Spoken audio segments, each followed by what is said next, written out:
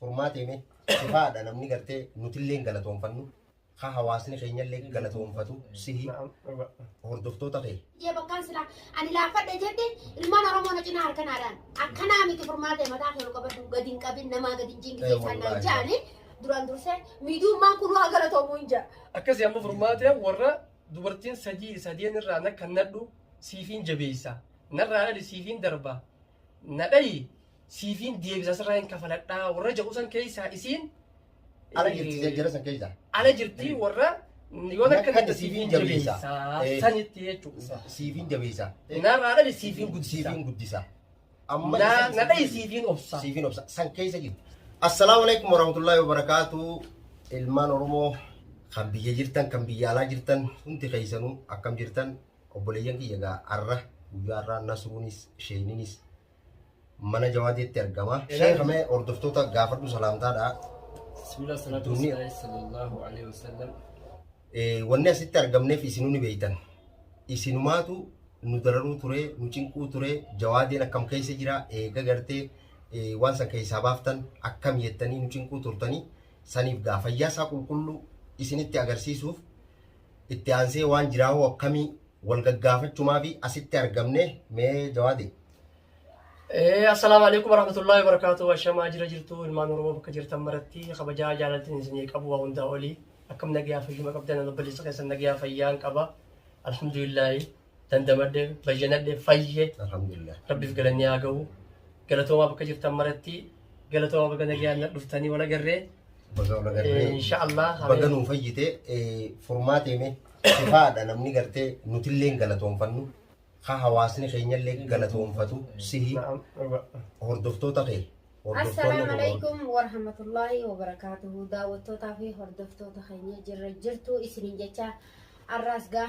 dhufnee jirra arra keessummaa wallahi gaa isaan si galatoonfanne jaani anis isaaniin galatoonfadha maaliifin isaan galatoonfadha arra silaa gartee hordoftoonni kiyyaas ilmaan Oromoo martinuu kaa bakka jiranii telefoonaan kakka balloo kunis deemee naaf firiingaa jiru tana keessaa kophaachi baanee beekta ani waa meeqaan wal natti qarqabee silaa isaan kun namni kun natti wal yaamee bas telefoonaanis kaa sheekha deemee barbaadus kakka balloo kan ka telefoonatti dawwalu sangaa telefoon sanatti dawwalu na qabuu dhiira ulaan tun banaa taatee utaaleen warkaanii ba'aniin qabee taa'ee ulaa danqarannee kaisaan fi danqarree naaf mana keessa jirra firiin nu biraa gabbahaa telefoonatti dawwala nu biratti ol deebi'a tanuma kaisaan gaa alhamdulillah sheekhnii fi Nasruunis nu dhufanii balloon faan nu fidee dhufee alhamdulillah rabbil alamin gaa hunoo dheengaddanii fayyaa hin seene arra hunoo fayyee nama akkanatti nu bira taa'u kana ani wallahi guddoo takka guddisee Nasruu fi sheekhaa fi akka balloo kan ilmaan Oromoo martinuu kaa isin hundinuu ilmaan Oromooti isiniin galatoonfadhaan isiniin ja'a duraan dursee nama gartee arra gurbaa kana du'aa godhee keessaanirraa baasee shayxaanaa fi jinni isaa yaanissan keessaa baasee arra akkana ilmaan isaa keessa murtaa lubbuu isaa takkitti tana if beekee maal keessaan kutee jee if yaadatu kanaan waa hundaa'uu yaadachiisu waa hundaa'uu hin garsiisu bas eega telefoonni isaa harka dhaqee telefoona kaan ni cabsee kaan harkaa fuudheetiin qaba kanana harkaa fuudhee deemaanii hoggunni ammumaa hoggunni mana geessallee ani dhiiroo ittumaa ni deebuun ooltu mumkin jechuutu harkaan fuusisee mana kiyyaffaa kotaanii gisee telefoona kan jee telefoona wayiintu godhu jira kiyya kana teefaa jeetiin kiyyaas dho'isaa tumatti jiraasu jira inshallah fa Nasruu keenya kunoo innis kan keessatti deebi'ee akkana fayyee galata rabbiitii fi sababa ilma namaatiin nu fayyiftanii gartee nu keessatti deebi'ee arra gurbaan kun ilmaan isaa beekee ilmaan kiyya atis furmaatee si hijeena dubbisee aalii isaatii fi hordoftoota isaatis ol baasee dubbate ani wallahi waahumaan jedhuu fi waahumaan dubbadhuu dhabeetiin dhiiroo yaanni isaa kaduraanii akkasitti nama kofalchiisee nama taphachiisee yaadaa fi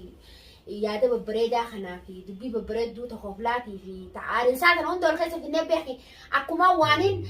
duruu isa heerumeetitti manuma isaa kanatti ijoollumatti xiqqoo ibsee manuma isaa kanatti ol deemeetuma gaafa duraaniitis shariika dila saniis hin qabu isa kana wal barraan ammas maatii dila kanaa warkadde ijoolleenis qotummaa furmaatee bara kana hooggisee sanaan jambire dhufee bira taa'ee qofallee taphannee yaada babbareedaa hin tol dabarfannee ana dhiiroo guyyaa tokkoof akkasinni deebi'aa jee ani hanga isa dhukkubu jiru takka Silimiin ijatti jira na baatee hin beeku. Galatoome hormaate galatoome galata rabbi haa galchu. Wallahi rabbiin galata kee rabbi haa galchu wallahi. Maaliif jennaan nuti ammataa jirra yoon dhaabee ilaale dubartii akka furmaateetii isin agarree nillee dhageenyillee sababni warra dabre keessa ni jiran yoo jiraatanillee bar wanni gaafsanii taarikaan manguddoon teenya himtifaa malee ijaan hin garre qabatamaan ijaan hin garre wanni ijaan gartuu fi ta dhageessutu waladda ta ijaan gartu tun umrii teessi keessaan baatu beer akka taarikaattis akkuma fedhettu tammoo gartee dhageeytuma dhageeyse tuni shakkita dhugamoo kijibaa itti shakkiyaa baramma waan duru yeroo gartee manguddoon duru akkana itti akkana jedhanii yeroo dubbatan jecha san ittuma baadhaan makmaakanii barakkasii jammale wanni ati ijaan gartee lakki namni kun akkanaa jettee murtii laachuu dandeessu hin jiru. Akkasii amma furmaatee warra dubartiin sadeen irraa nakka nadhu siifiin jabeessa narraa dhali siifiin darba nadhayi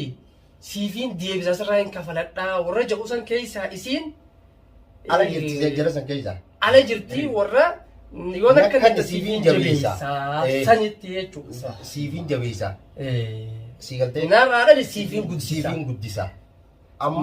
nadhayi siifiin obsa san keessa jirti amma uleen isiin tumamaa turte sun eenyu jecha tumamte ana jecha si jecha tumamte roorroon dilli isiin akkasii roorrifamte san eenyu jecha si jecha ana jecha amma gaa ilmaan kiyyaa fi ana jecha waa lama isaa takkitti isaa taraa jeeti miti. Maaliif nasruu keenya lubbuun isaa akka tokko gizee ilaalu lubbuun isaa akka waan kutteetitti ilaale. Maaliif rabbiituutu qooda sanin qoodiniif malee akka tokko gizee ilaale lubbuun isaa akka kutteetti ilaale. Odoo lubbuu isaa tana bira kutanii amma lubbuun isaa kuttee jirti namni kanatti waa ganaa hin deebi'u. Wanni rabbiin cinaa jiru gaa waan takka ta'u malee rabbiin kun gaa namuma guddaadha isaan nu uume isaan nu jiraachisu jira isa maatu gargaarsa isaatiin akkuma garaa isaa harkee nu cinaa dhaabbatee gurbaa kana fayyisa malee ani ilmaan kana silaa gaafasumaa abbummaan fadhe as deemee niin fuudha jedhe najjeesanii amma nama raachaniitu makka isaa sanitti ilmaan fudhatan malee abadan fudhachuutti dhiisu. Keessafuu ilmoo xiqqishoo akkasitti hogguu isaan miila qabanii akka ijoollee ashaangulittiin itti taphattu miila qabanii harkisanii fuuna jedhanii ta'e hirriiba jirtu harkisanii bar nu fuuna jedhanii san hundaatu isa abbaa kuchiiftan isaan abadan fudhatan isin hin beekon abbaatuutu abbaa biraa hin fuudhan. Mudhii na kute malee isaa miti inni arra mumkin obboleessa wajji dhalate. Ani ilmaan kanallee intala Oromoo dhale innillee ilma Oromoo dhale mus jaalala isaa hangaa amma odoo waliin fuudhin kanaaf akkana goggodhee booda baxxaluu miti ilmaan kanarratti wareegama kiyya kafalee waan hin danda'us dalagee kan hin dadhabees Oromooti kumaan jeessanitti na cinaa dhaabbadhaa na danda'ayi waan akkanaa na mudatee waan akkanaa na qunnamee ji'eeni yoon kan sadaqaan kara dhutaa deehu beeka ilmaan namaatii kiyya hin taane isaanii achanaa kan malee naaf jechan kannanii anilleen jalaan ooladhe jechuu hanga ilmaan kun guddatanitti mataarra dhagaan hin taa'u ilmaan kun ol guddachaatuma deemanii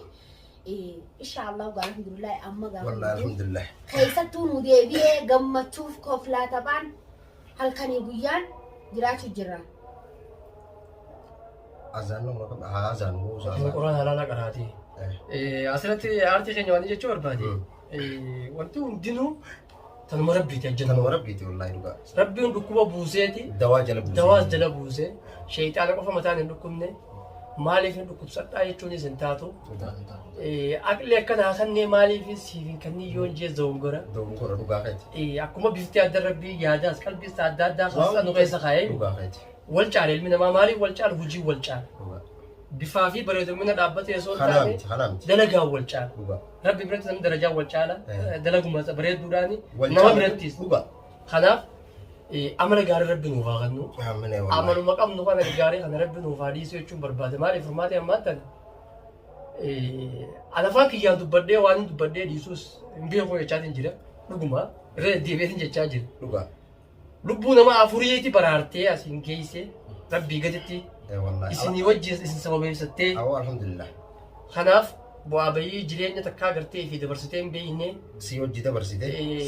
ilmna eeganatti wal barreessatti daamtee rakkoo narra dhufe kana irratti maal na cinqeettee osoo na bira achi gara galtee nyaaran guurin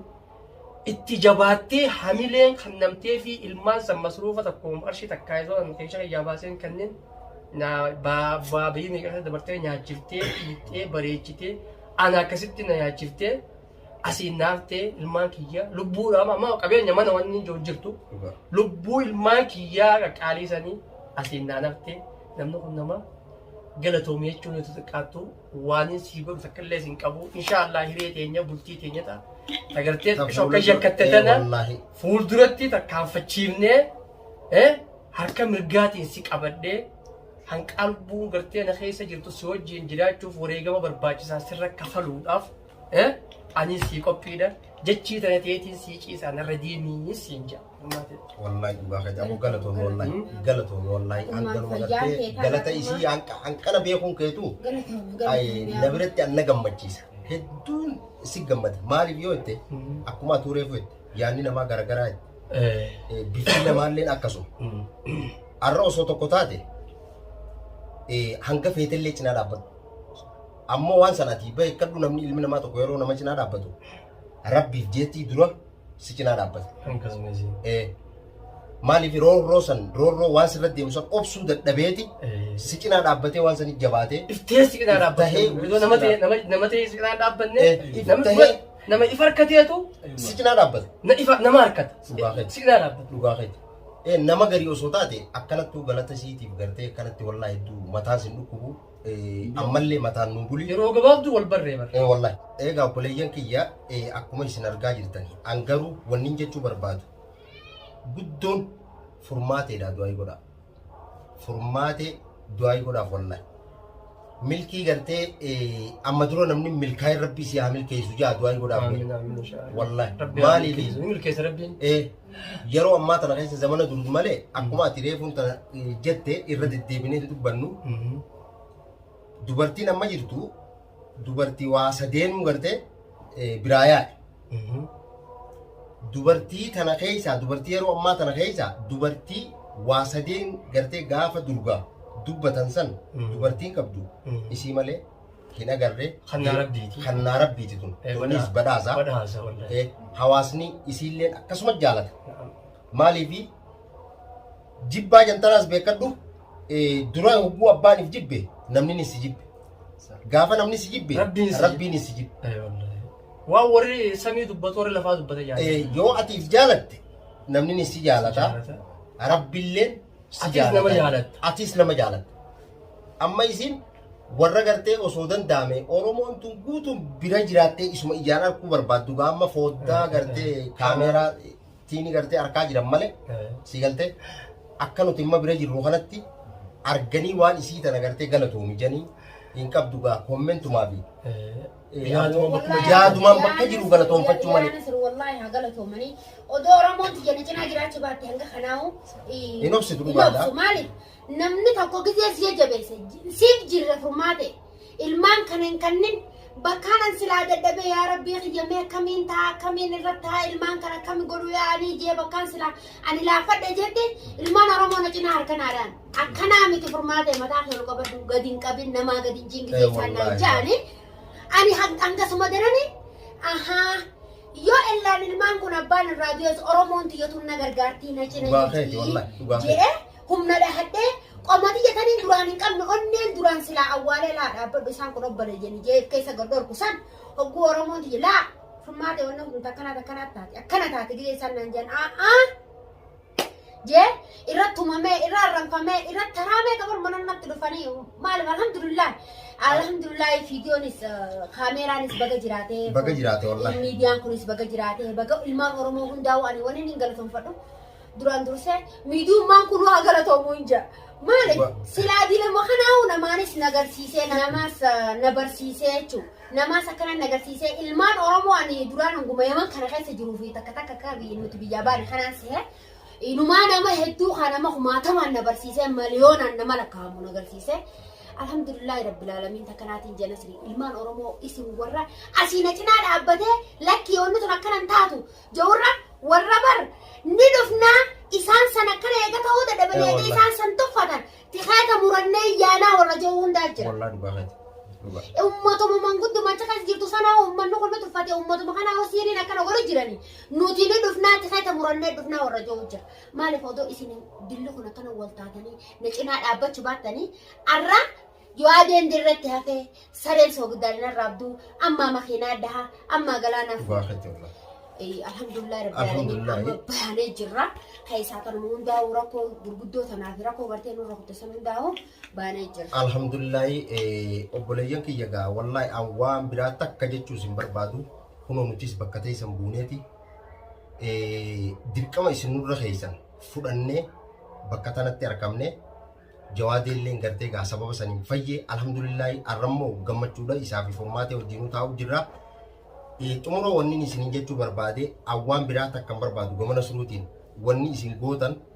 formaatee takkitti qofaaf du'aa hin godha waan biraa takka hin barbaadu isiin tun qofti waan isii gammachiisa maaliif isittiin gammadeenis hawaasni Oromoo guutuu warra nu daawwattanis isin gammaddanii jirtan itti aansee isin nu gammaddanii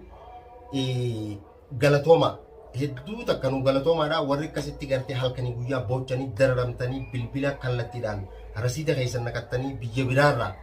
zaata akka wal akkasitti imimmaan buuftan san hedduu galatooma umrii dheeradhaadha gamana suruutiin gaa warri gartee yeroo amma keessa jirru tun biraa halkaniitis halkan gaarii warri yeroo amma jirru tun biratti guyyaatiifis guyyaa gaariin isin jechuu barbaade xumura irratti jawaade hordoftootaaf wanni dhaamtoo jiraatte. Wanti isin handaa barbaade xumura irratti sakaalama hanqa gartee isin nu jaalattan kana Rabbi isin haa jaalatu hojii teessan tana Rabbiin isin irraa haa jaalatu eebbaa du'aayii gaggaarii hannaa jirtan tana Rabbi isin irraa haa jaalatu nu'oon Rabbi isin haa jaalatu galatoomaa umrii barakaa qabduun inshaallah wal nu agarsiisu hanqa yeroo biraa walitti deebinu. Assalamu alaikum warahmatullahi wabarakatuh.